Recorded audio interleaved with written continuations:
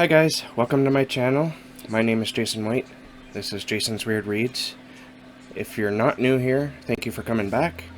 And if you are new here and you like horror books, dark science fiction, and dark fantasy, please feel free to hit the subscribe button and comment down below, and we will discuss some books. Alright, so this is my recent reads, number 2 for 2020. And a lot of people are reading quite a bit because of the pandemic, but I still have to work because I work in the food industry. My job involves making packaging for food, and so I'm still doing the grind. My life hasn't really changed except for a lot of anxiety, some depression. I'm sure everyone knows exactly what that's about. All right, so we're not here for that. We're here to discuss books because that's what we do. To escape, right? All right, so the first book I want to mention are the final 3 Wheel of Time books, and that's The Gathering Storm, Towers of Midnight, and A Memory of Light. I finally finished The Wheel of Time. I completed my goal. And to be honest with you, I'm a little surprised. But what kept me going, honestly, was that Wheel of Time really became like something comforting. Like when you reach for that thing you shouldn't reach for because it's bad for you. Except this was good because it's, you're consuming literature. Now, I did have my issues with the series as a whole, but overall I absolutely loved it. It's I don't think you could read 14 books in one series and not have issues. Wheel of Time certainly isn't perfect by any means whatsoever, but if you look at the love that the people have, that the fans have for this series, it's there's a reason for it. And what it comes down to, I found, is the characters. The characters, after a while, you really begin to fall in love with them. Now, in the beginning of this read-along, that I was hosting, but it died around book 7 or so. A lot of people didn't like the characters at the beginning, but there was people who had read the series. They were like, just stick with it. After the first few books, you're going to start to love them. And I read up to book 6 or 7 before, like years ago, and then I stopped, and this was sort of like a reread for me in that sense, because I had read the first, so many books. But that's what I fell in love with, I fell in love with the characters. And the story itself is pretty interesting. It starts off very much in the vein of Lord of the Rings, and that turned a lot of people off. But it really does become its own thing. By the end, it's not recognizable anymore as anything else but what Robert Jordan created. Now, the last 3 books, as you may or may not know, Robert Jordan died before he could finish the series, and he made it to book 11. He finished that, and it was published, and then he passed away. He had hoped to write one more book to finish off the series, so he was hoping it would be 12 books. But like I said, he unfortunately passed away. But they got Brandon Sanderson to hop on board. Back then, it's like 2009 or 10 when they announced it, I think. And back then, he wasn't very well known, and a lot of people were they were thinking he was going to butcher it.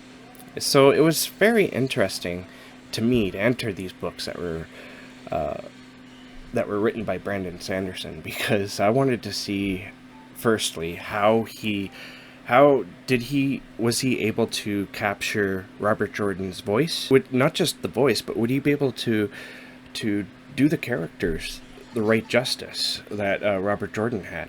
And I found that he did. He first of all, he sounded exactly like Robert Jordan in these books. He used a lot of Robert Jordan's the typical things that Robert Jordan would say.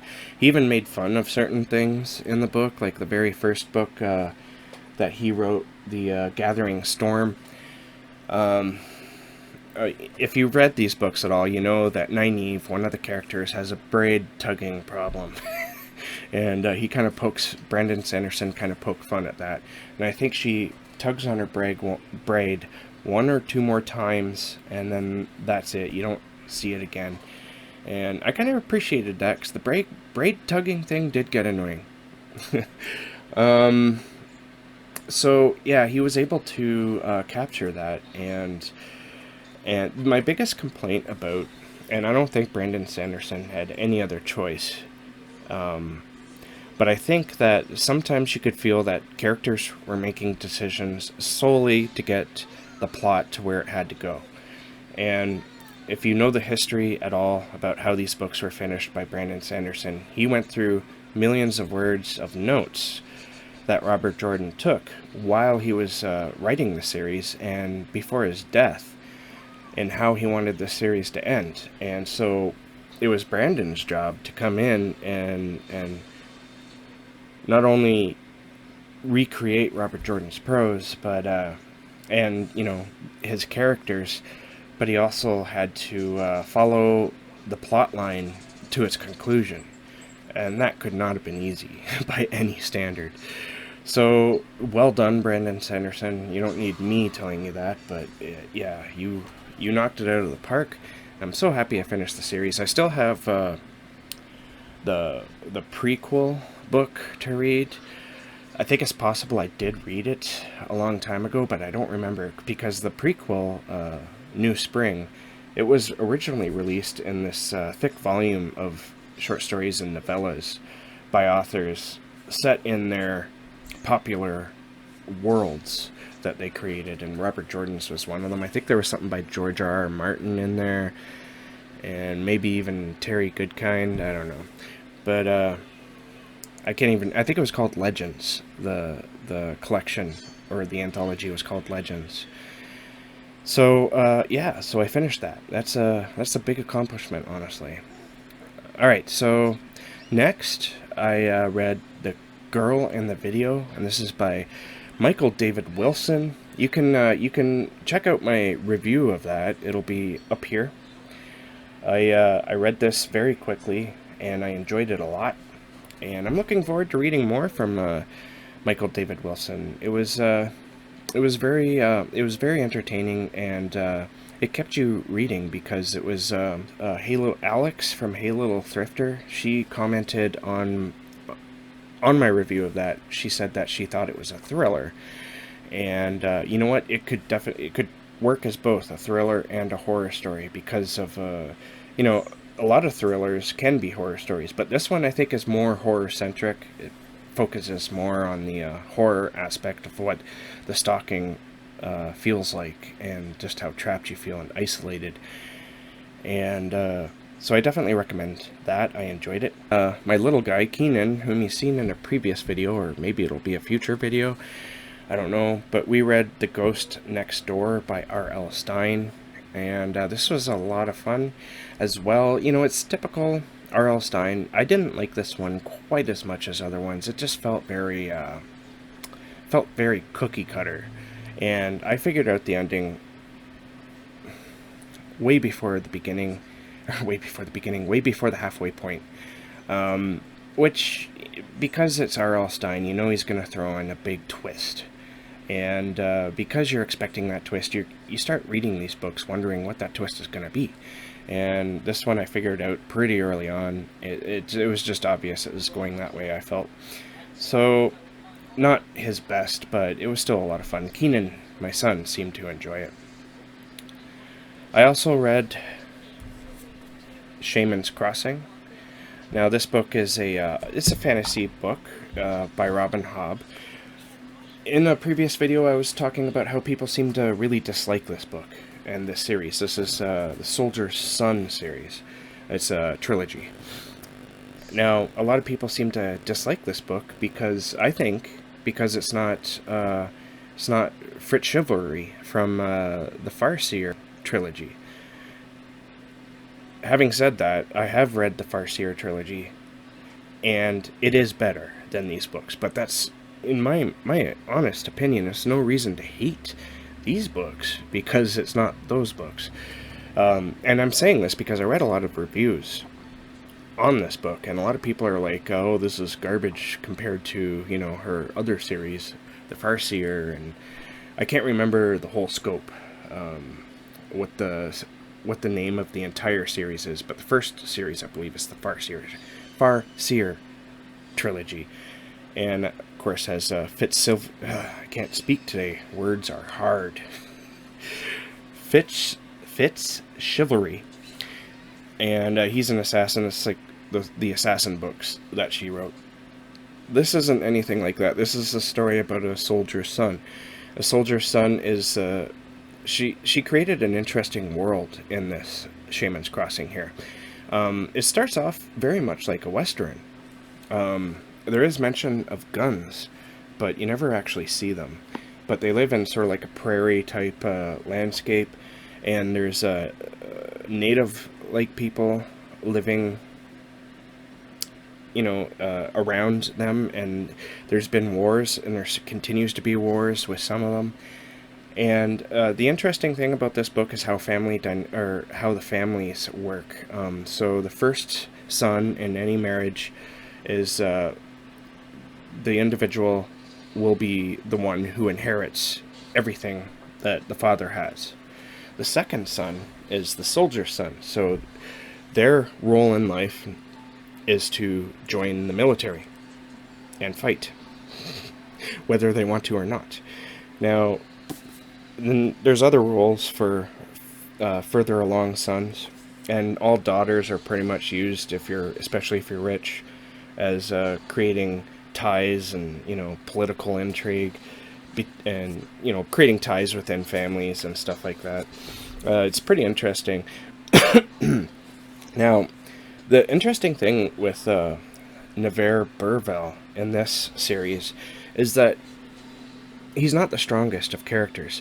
You would think that maybe Robin Hobb would have went in the direction of he didn't want to be a soldier, but he had to be, and so he had to find ways to adapt. Or maybe he was a rebel, or maybe he wanted to be a soldier and he wanted to become, like a general someday or something like that. Nevere isn't like that at all. He accepts what he is and he goes through it, but it's just who he is. And there's other things that are happening in this story that are more important. And it starts off at the beginning when his father sends him on a trip with one of their former enemies that his father fought against and I believe captured. And then I guess eventually he was let go. I can't remember how that turned out, but he contacts this guy to take his son out into the wilderness and teach him things. That is dangerous. And that starts a chain of events that leads to the end of this book. And the weird thing about this book is I was reading it at the beginning of the whole coronavirus thing. It took me a while to read this one because I just wanted to savor it. Getting into it, I want to mention before I go into that, you get into Robin Hobb's voice, and I forgot what that was like, and it's like candy for the brain, without insulting her writing. It's very literary, but her words just come and wash your brain. It's awesome. But I was reading this book, and this is maybe a bit of a spoiler, so just skip to where I'm not holding this book up if you don't want to be spoiled. At the end of this book,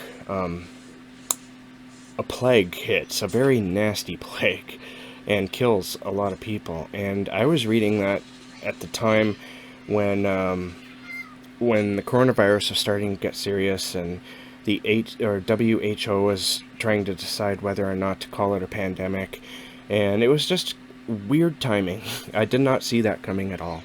So yeah, definitely Shamans Crossing by Robin Hobb. If you read her other books, I can't see why you wouldn't like this, honestly. So definitely check it out if it sounds good to you. I rambled a little too long on that one, I think. Alright, next book is Sour by Tony Evans. Now, this book is a horror story about witches and folklore. And this one, the basic premise is, the very first chapter, a mother and a father, I can't remember their names, they lose their son's life and his soul to an evil witch because the father had a book in his possession that belonged to the witch, and she wanted it back, and she ended up taking his son's soul, and that's where this book starts. And then it's like, I forget how long later in the next chapter. It's sort of like the prologue, that first chapter. And then it's like a few years later where the mother committed suicide soon after soon after they lost their son. And the father is bent on getting revenge against this old witch that lives in the woods. And this book is very fast-paced. It's like, it doesn't stop. Its beat is insane. It just keeps going and going and going. And that was my favorite part about this book. But overall, I didn't like a lot that happened in this book. The first chapter that I just described had a very sort of cartoonish feel to it, in my opinion, and it wasn't scary, and it seemed like it was trying to be scary. There were some scenes that came later that were a little bit more scary, but also this book this is something I don't like to say too often, but I think that this book could have definitely used an editor. What I mean most by that is like a content editor, because sometimes the writer's his writing sort of really dropped quite a few notches, where his similes and his metaphors were awful. And I shouldn't use the word awful. His metaphors and similes were not consistent to what was going on in the story, and they just kind of came off as cartoonish themselves, and it was hard to take a serious story seriously when you're reading writing that's not perhaps up to par. I think that Tony Evans could become a really good writer, but I think he needs to find an editor, a mentor that can help him get to where he wants to go. Somebody who can tell him that this doesn't work. You need to come up with something a little more hard-hitting than what you've got here. And so I believe I gave it 3 stars on Goodreads. I think if you like schlocky horror, I think you might like this. I didn't hate it. There's things about this book I loved, but overall, it just didn't work for me. Alright, so moving on, I also read Headhunter by Tim Curran. This one, I think I read right after Sour, and it was very, very well done. This book, you could tell, I think that Tim Curran is like me. He's a bit of a Vietnam War buff. I don't understand my own interest in the Vietnam War. I think it's weird, because I've always been more interested in that war than just, say, World War II or World War I. And I think it's maybe just the time period itself. It was just such a crazy time for America to go through. So Tim Curran has a Vietnam War story here, and it's a horror story. There's a monster in it, and the monster involves Vietnamese folklore, basically. And what this monster is it collects heads. It doesn't matter if they're American heads, Vietnamese heads, North Vietnamese Army, NVA heads. It doesn't care. Once it gets you in its sights, it wants your head, and it'll chop your head off, and it'll collect it. It's almost like the Predator. And this story actually had some Predator vibes to it too, but it also had a lot of vibes from other more war-centric movies like Hamburger Hill or Platoon, maybe a little bit of Apocalypse Now. And so the basic premise is the main character is a war journalist, and he kind of goes between different companies, and his job is to find stories and to write about the war and send it off to his editor. And during a particularly dark moment in a village, and if you know anything about the Vietnam War, you know that villages were a thing, where some really evil, shitty things happened. He has one of the older women of the village laughing at him, and the translator says that she's telling him that the headhunter has him in its sights, and it's coming after him. And the rest of the story is him doing his job, going around, but the Headhunter is getting closer to him each time he moves, and he finally starts seeing evidence of this. And so he starts to investigate, and the more he investigates, the closer he gets to this thing that's after him. And it's just, it's a beautifully executed story. I absolutely loved it. I think it's going to be one of my favorites by Tim Curran, honestly. I've been told that it was good and I would enjoy it, but for some reason it took me years to get to. Kind of regret that now, but at the same time, I really fell in love with it while reading it. So, and I just want to mention also that it felt like it was written, like, it doesn't matter if he got anything inaccurate within the story. It felt authentic, and that's very important. It felt as though it was written by a Vietnam War veteran, and or at least maybe a Vietnam War journalist veteran. But yeah, I if you're into that type of thing at all, I can't recommend this book enough. And finally, I recently read I Overcame My Autism, and all I got was this lousy anxiety disorder by Sarah Kerchak. Now, this is, I think, the first book that I've come across of its kind, and it's about adult autism. And autism is seriously underrepresented. You see some people on YouTube here who are trying to put a positive spin on adult autism, but you don't see too many books, like memoirs, and this is what this is. It's a memoir of Sarah Kerchak's. She basically goes through her life up until now. I think she's in her 30s now, and she discusses her journey through childhood, the pain that she went through as a child because she never fit in, and people just generally didn't like her for whatever reason. It was probably because of